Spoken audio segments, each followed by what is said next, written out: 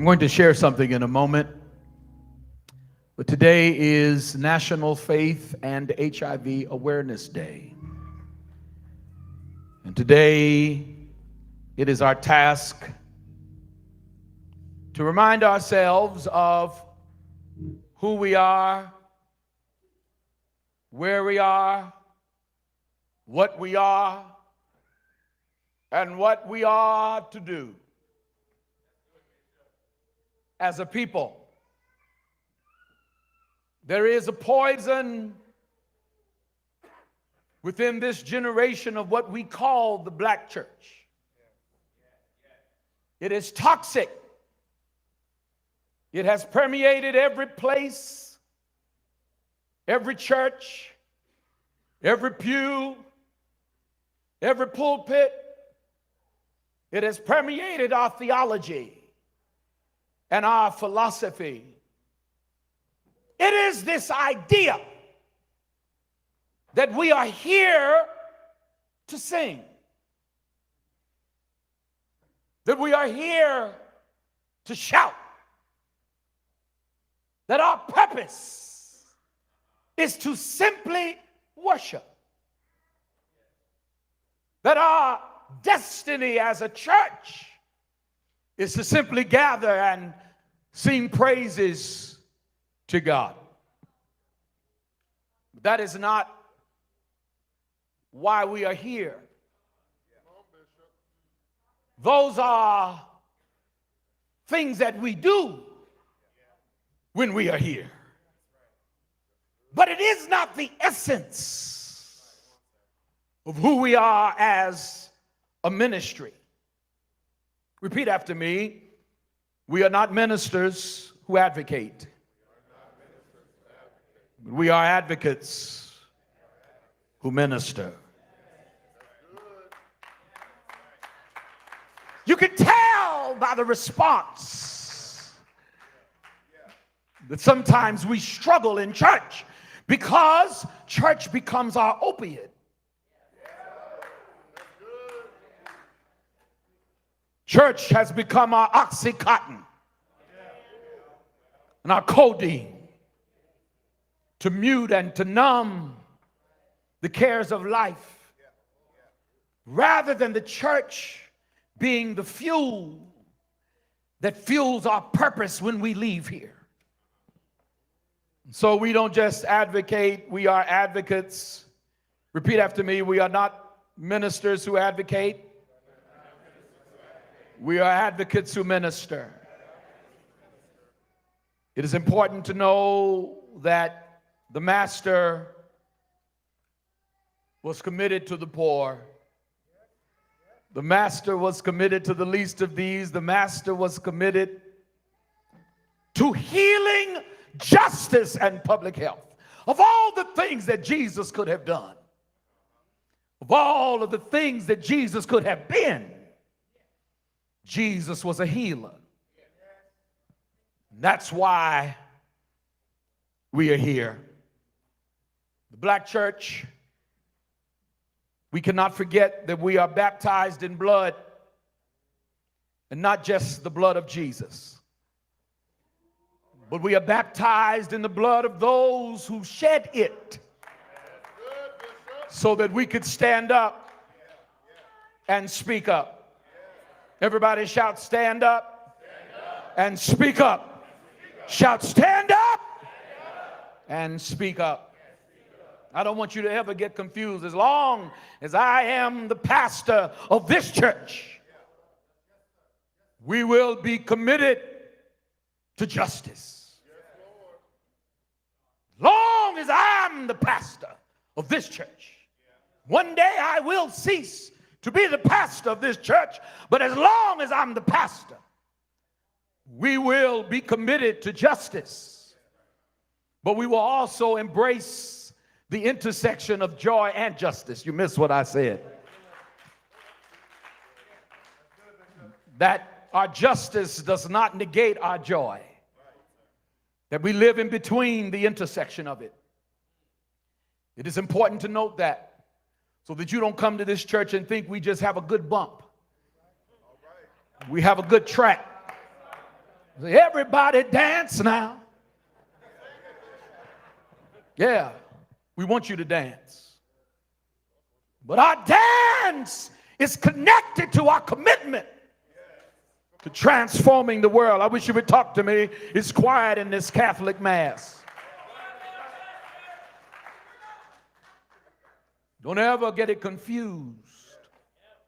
And I want to just simply say, before I bring up someone, it's important that I say that this room is designed for you to get the strength you need to go out and do the work you've been called to do. Tap 5 people and say, it's time for you to do the work. What are you doing to change lives? What are you doing to heal bodies? What are you doing to make a difference in the world? It's not good enough to put a tie on a hat to come to church. It's not good enough to come and get your dance on. Now, when I say the intersection between joy and justice, it's important to note that when they marched, they didn't just march, they marched and sang. They marched and prayed. They marched and tapped into their joy. That's why we are here. And so on this very special National Faith and HIV Awareness Day, we wanted to bring up several people that will share briefly with us why today is an emergency. Everyone say emergency. Emergency. I know rates are going down in San Francisco. I know the data. Yeah, there are some communities where the rates are going down. It's quiet in this church. You hear me? There are some places people are getting in care. But oh, Atlanta. We can't shout over this, y'all. Talk to me. We can't dance over this. Everybody shout emergency. Shout emergency. And so I want to bring the one who produces our services and the one who is responsible for helping to make sure that our media and our ministry is par excellence. Will you do me a favor and stand as we welcome Jay Makoha to the stage? We love him. We appreciate him. We thank God for all the work that he does. You can do better than that. You can do better than that.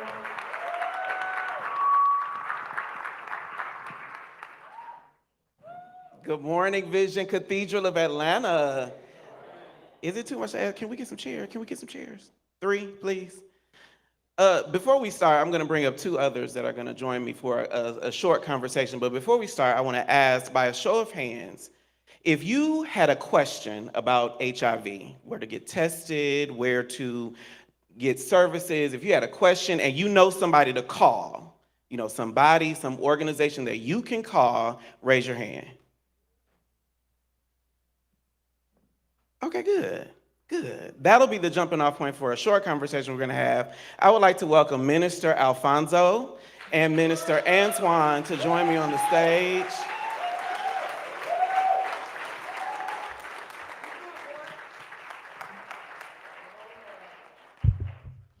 These mics sound amazing. Good morning. That's such good media. It's so great. It's so great. That's such a great team behind the sound and the media. Y'all just do such good work back there in the booth. I appreciate you so much. So much. Now, I really do believe that this is going to be a conversation that can truly tear down some strongholds in the Black church if we do it right. So I want to ask a question. So I want to ask you a question, and Alfonso, I'm going to start with you. So we saw in this church several people, I would say most of the church knows somebody who they can call. or if they had a question about HIV, if they want to get tested, if they had a concern, right? But a lot of people really do believe that HIV is a social issue or a health issue. Why is it so important for the faith community to be even involved in HIV work? Great question. Great place to start. So, what people are coming to realize is that HIV is such a huge, the epidemic that it is because it impacts so many parts of our lives. So yes, it is a social issue because the way that our health organizations handle people with HIV is extremely important. It's a health issue because it impacts your body. But also we have to talk about, when we talk about a holistic approach to approaching HIV care, spirituality is absolutely a part of that. You have to talk about the way that you see yourself, the way that you see other people. And we always have to, and we should teach people, let me correct myself, teach people to filter all of that through a spiritual mindset. So regardless of whether you're talking about a hookup, whether you're talking about family, whether you're talking about work, whether you're talking about insurance, if we don't filter all of that through the process of, okay, I am made in God's image. So how do I protect the body that God has given me? My neighbor, my partner, whoever, is also created in God's image. How do I honor their body, their life? And then when we talk about disclosure, which is something that's not often talked about in church, how do I love my community enough to not just expect somebody else to tell me their status, but open the conversation up in a way that regardless of what the answer is, love is present. So, thank you for that. Now, most people know that I'm an interviewer by trade, but I normally am not interviewing in a church. So like most of my follow-up questions in my head, I have to censor because the bishop has given me the eye. So Minister Antoine, a lot of people outside of this place, because I think we are a pretty plugged in congregation when it comes to the world of HIV. Most of the room knows somebody they can call, knows an organization they can go to. But a lot of other churches that do not look like this would say that HIV is somebody else's issue. And to them, your response would be what? HIV is everyone's issue. I believe that the funny part is, of course, when we talk about HIV, they already kind of stigmatize just the gay community, right? But what we need to also be educated on is that women are faced with HIV. We have babies that are born with HIV. And so that conversation needs to happen across the board. And I believe that it has to kind of start with us. Not even kind of, excuse me. It has to start with us because we can set the precedent for whatever the future holds for HIV and the destigmatization. So then back to you, Antoine. So when the conversation starts with us and people are, the faith community, I would argue, is largely not as affirming as it could be. So how do we start that conversation with people who don't want to see us as we are fully? Start the conversation. Okay, we'll follow up. Keep going. So I would say this to start the conversation. Again, we are having to destigmatize this thing. So for myself, I know that I will be able to walk into any church and present how I present and be able to speak on how I feel. While everyone else may not be able to, I'm willing to kind of take that step and say, hey, I look how I present. So you may not know if I'm heterosexual or homosexual sometimes. But you know that ain't everybody ministry now. Here's why I said you got a lot of butch in your butch queen.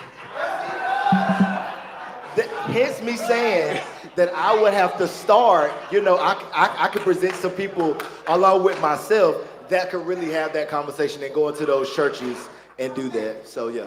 Okay. Is that your ministry? Is that your testimony, Minister Alfonso? Not quite, but I respect it. Everybody has their thing. But to Antoine's point about stigma, yes.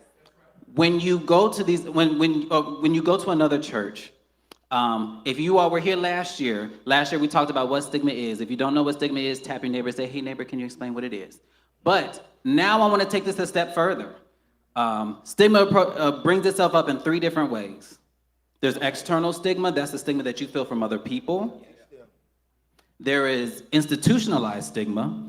That's stigma in the society that we live in the systems and all of that. But where I think faith has to be a part is the internalized stigma.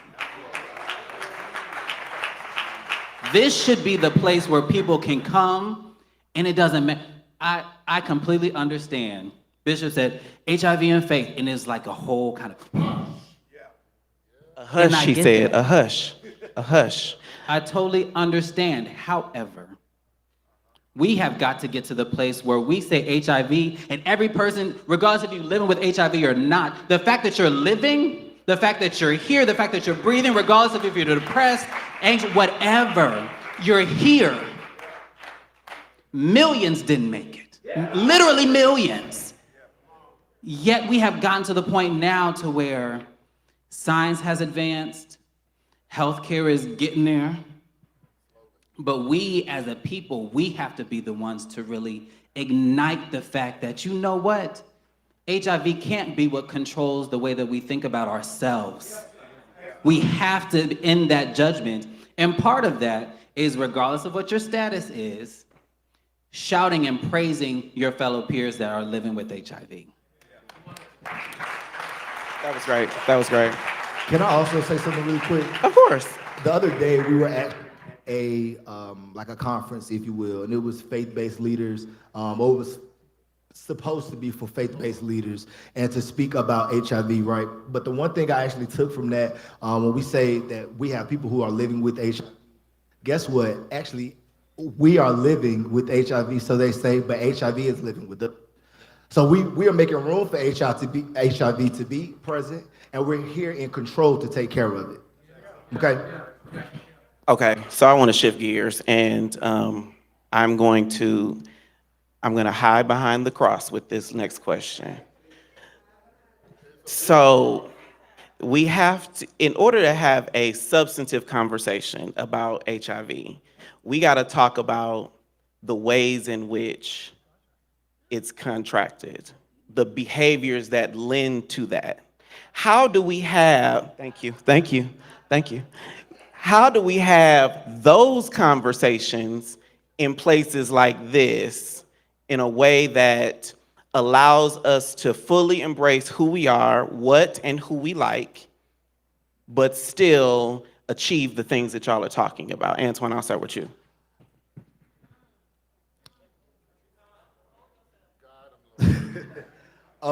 Shortly, I would say to... Because it's hard. Like, it's hard to go to Minister Antoine and be like, Minister, let me tell you about Saturday night. But why? But why? Not really though.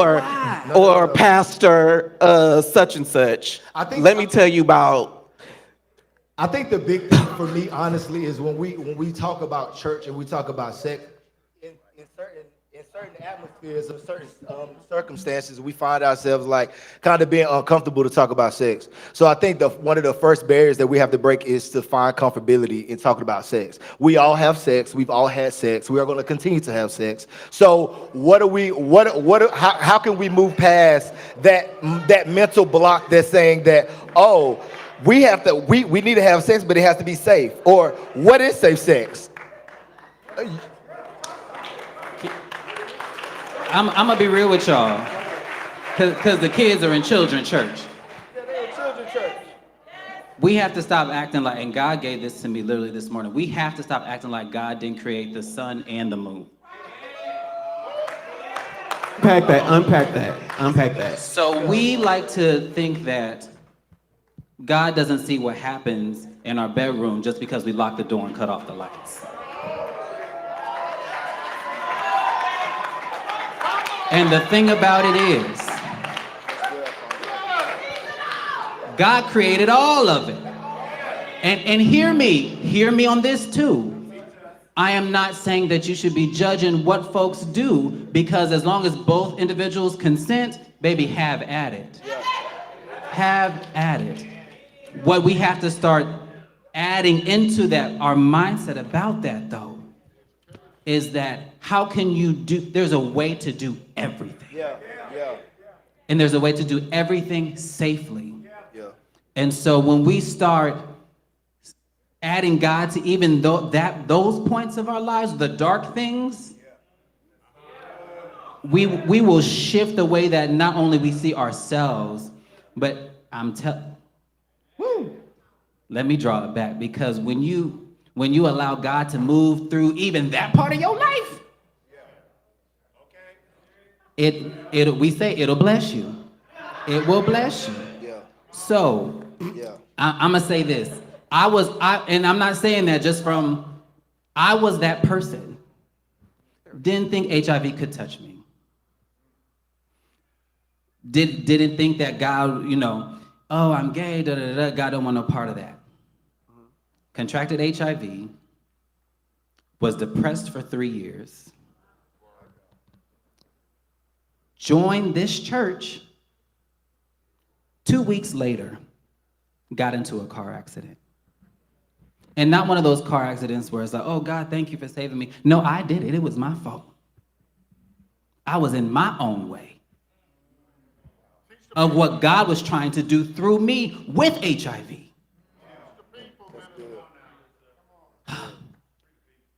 Almost killed myself and somebody else. But what I had to recognize was that went to jail, got out. I said, God, I have been giving you 99%.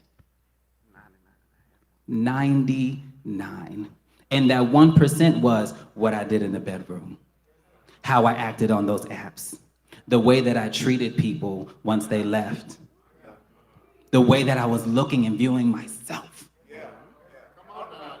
But the minute that I said, God, you can have all of it, is when I got reintroduced back into this church. Is when I was able to apply and become a minister. It was when they were asking me, hey, we want to use your story. So what I want people to take away, HIV can impact your life. Yes, it changes things. It shifts the way that you move a little bit. But I can assure you, God will use those 3 letters to help you shift the world around you.